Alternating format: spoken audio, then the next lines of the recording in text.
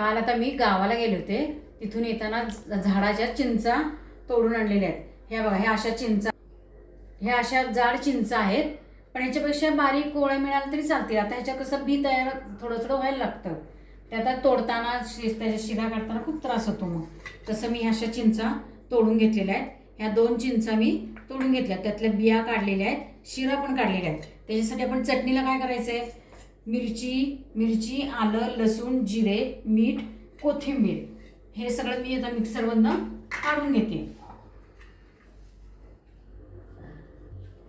आपण आता हा एवढासा त्यात गूळ घालायचा आहे. आपण कैरीच्या चटणीला गूळ घालतो की नाही, तसे ह्या चटणीला सुद्धा, चिंचेच्या चटणीला सुद्धा गूळ घालायचा आहे. तुमच्या आवडीनुसार तुम्ही घाला, जेवढा पाहिजे तेवढा. मी आता हा एवढा गूळ घातलेला आहे.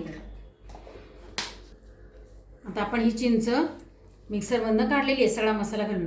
आता त्याच्यात काय होतं, थोड्याशा अशा शिरा राहतात, त्या काढाव्या लागतात, नाही तर त्या चावताना प्रॉब्लेम होतो परत.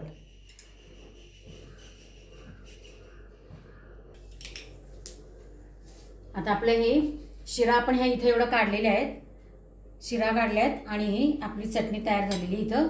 आता आपण त्यात फोडणी घालूया. थोडीशीच मोहरी घालायची, मी बंद करते गॅस. थोडे जिरा घालायचे आणि हळद.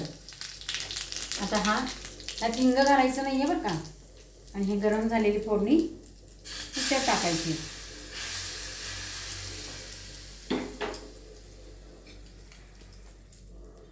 ही अशी गरम गरम आणि चमचमीत फोडणी घातलेली चटणी, चिंचेची चटणी भाकरीबरोबर नाहीतर पोळीबरोबर, ब्रेडबरोबर पण छान लागते.